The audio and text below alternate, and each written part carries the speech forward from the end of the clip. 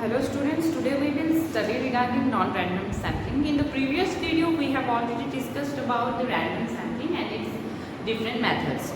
So today we are going to focus on the three different non-random sampling. It is not like that only three types of non-random samplings are there. There are so many different types, but the major types we are going to discuss.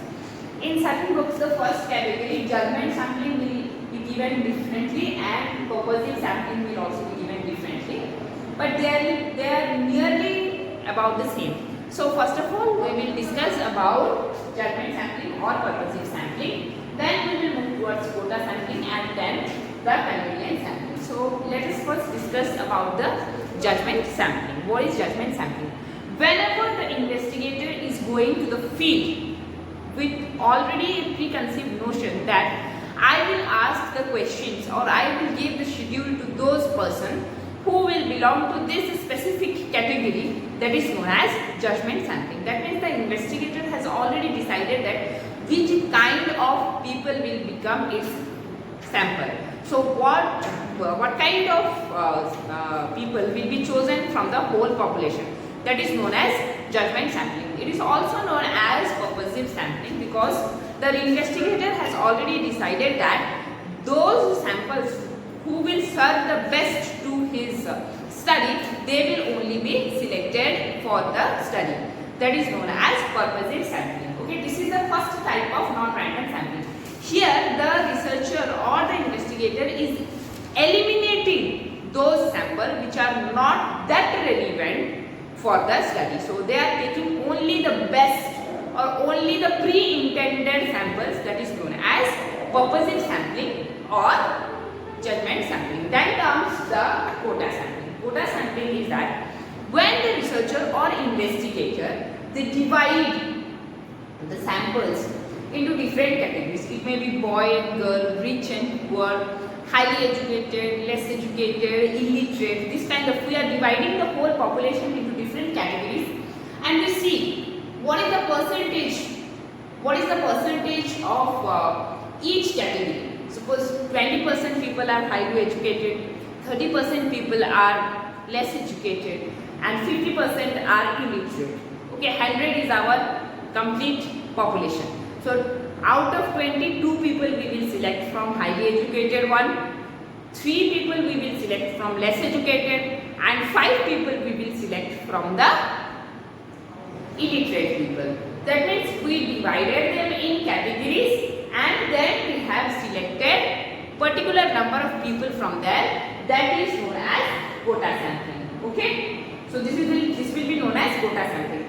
In case of judgment sampling or purposive sampling or it may be quota sampling, the researcher or the investigator is not giving equal chance to all the samples. Like it is in complete random sampling, or we will say in lottery method, we will say that each and every element of the population has got equal probability to get selected. We cannot find the same thing in case of judgment sampling, purposive sampling or quota sampling. That is why it is known as non-random. Non-random means each and every item present in the population or present in the universe don't have equal opportunity to be selected by the investigator. Then let us come to the last type of sampling, that is known as convenience sampling. Convenience sampling is that when the investigator has got less time, geographically he is confined to a specific area, he cannot move to different places, he has less resources, that means he doesn't have proper financial assistance.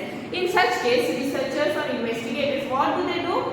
They select the samples from the nearby area very conveniently, very cozy or comfortable manner they want to reach to the respondents. That's why it is known as convenient sampling. Convenient sampling says that whoever is comfortable to reach by the investigator, only they will be selected. That means the others, those who are outside the reach of the investigator, they are not being selected for the study. That means all the elements in the population do not have the chance to be selected equally. That's why this is also known as non-random sampling or non-probability sampling. Every element don't have the chance to be selected equally. That's why it is known as non-random sampling. So there are 3 types of non-random sampling.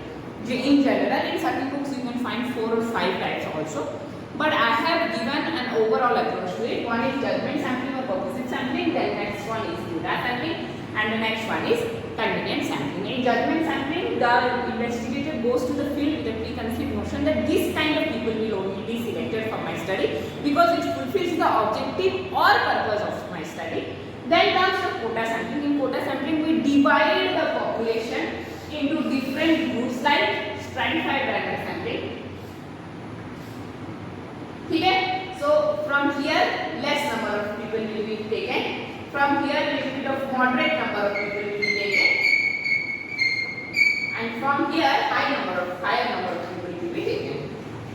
Because we have divided them in groups, and according to the size of each group in the population, we are selecting the number of people.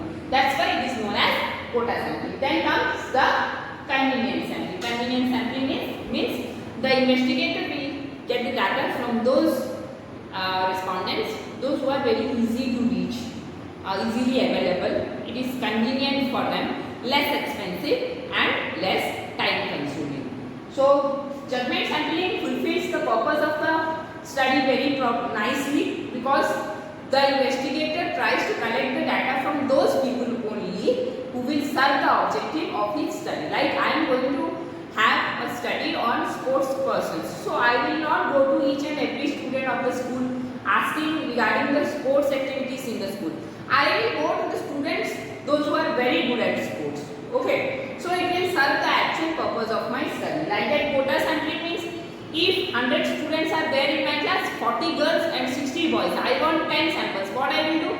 I will take it from from girls I will take 4, and from boys I will take 6 students, so that equally I have taken the samples from both the strata or both the group. That is why it is known as quota sampling. Both judgment sampling and quota sampling, they fulfill the purpose of the study properly. Here in judgment sampling, they get the proper effective data which is required for the study. In quota sampling, every strata of the population is get represented in the study. Convenience sampling is good for those who do not have enough time, enough money, and they cannot move to different places. For them, convenience sampling is very good, but it is not that reliable. Judgment sampling and quota sampling can be very reliable, but convenience sampling is not that reliable. Thank you very much.